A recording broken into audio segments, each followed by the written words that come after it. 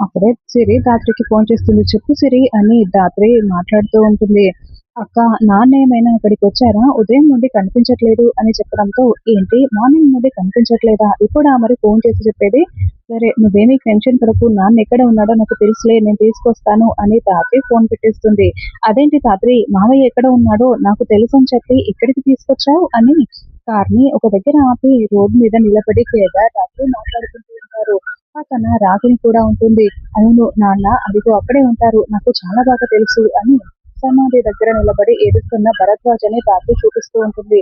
అది నీ సమాధి అత్తయ్య. అమ్మ ప్రతి పుట్టినరోజున నాన్న ఇక్కడికి వచ్చి బాధపడుతూ ఉంటారు. ఈ రోజు నీ పుట్టినరోజు కూడాను. హ్యాపీ బర్త్‌డే అత్తయ్య అని ధాత్రి అంటుంది. నేను అందరి క్షేమం కోసం ఇలా మీరు చనిపోయారన్న నిజాన్ని దాచిపెట్టాను. అందరినీ బాధ పెట్టాల్సి వస్తుంది. నిజం తెలిసిన రోజున నాన్న నన్ను క్షమిస్తాడని నేను అనుకుంటున్నాను అని ధాత్రి అంటే, అన్నయ్య బాధపడకుండా కొంచెం ఓదార్చు జగదాత్రి. పాపం అన్నయ్య పొద్దున్నుండి నా సమాధి దగ్గర అలాగే నిలబడి ఉన్నట్లున్నాడు అని రాగిణి చెట్టు చాటున నిలబడి ధాత్రి కేదార్‌ని పంపిస్తుంది. ఏంటి నాన్న ఇలా చెప్పపెట్టకుండా వస్తే ఎలా? పిన్ని ఎంత కంగారు పడుతుందో అని ధాత్రి అంటే, మా నాన్న చనిపోయిన రోజు కూడా నేను ఇంతలా బాధపడలేదు జగదాత్రి. నా చెల్లి ఉందిలే, నాకంటూ ఒక రక్త సంబంధం ఉంది అని సంతోషంగా ఉన్నాను. మీ అమ్మ మీద కోపంతోనే మీ అత్తయ్య చనిపోయిందన్న విషయం తలుచుకుంటే నాకు చాలా బాధగా ఉంది అని భరద్వాజ ఏడుస్తూ ఉంటాడు. ప్లీజ్ నాన్న బాధపడకండి అని ధాత్రి కేదార్ ఓదారుస్తూ ఉంటారు. లేదు, అప్పుడు మీ అమ్మని, ఇప్పుడు మీ అత్తయ్యని ఆ మీనన్ బారి నుండి నేను కాపాడుకోలేకపోయాను. చనిపోవాల్సింది వాళ్ళు కాదు, నేను చచ్చిపోవాలి అని భరద్వాజ ఏడుస్తూ ఉంటే, అయ్యో నాన్న, అత్తయ్య చనిపోలేదు అని ధాత్రి నిజం చెప్పేస్తుంది. అవును కేదార్, ఇక నిజం దాచిపెట్టాల్సిన అవసరం లేదు అని ధాత్రి చెప్పగానే, ఏంటమ్మా ఏం మాట్లాడుతున్నావు? రాగిణి బ్రతికే ఉందా?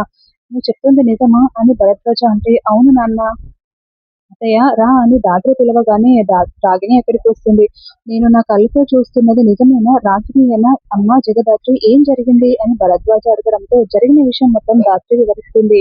చిలకమ్మగ వాళ్ళ ఇంట్లో ఉన్న విషయం కూడా చెప్తుంది. నేను కూడా చచ్చిపోయానని అనుకున్నానన్నయ్య. నన్ను జగదాత్రి బ్రతికించింది. నీ కూతురు, నా మేనకోడలు ఇన్స్‌పెక్టర్ కావ్య కూతురు జగదాత్రి ఆ యముడితో పోరాడి మరీ నన్ను బ్రతికించింది.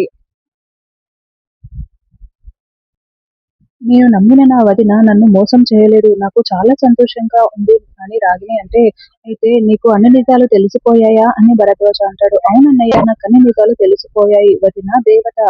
నేను దీన్ని 25 ఏళ్లుగా బాధపెడుతూ వచ్చాను. కానీ ఇది నాకు ప్రేమ మాత్రమే పంచింది. తల్లి కూతుళ్ళు వీరే అన్నయ్య, వాళ్ళు చాలా గొప్పవాళ్ళు అని రాగిణి పొగుడుతూ ఆనంద బాష్పాలు కారుస్తూ ఉంటుంది. పదమ్మా ఇంటికి వెళ్దాం, రేఖ చాలా సంతోషిస్తుంది అని భరద్వాజ అంటే, మీనన్ దగ్గర నుండి తెలిసిన థ్రెట్ లేదని తెలిసిన తర్వాతే అత్తయ్య బ్రతికుందన్న విషయం అందరికీ చెప్దాం నాన్న. అంతవరకు కాస్త ఓపిక పట్టండి అని ధాత్రి కేదార్ చెప్తారు.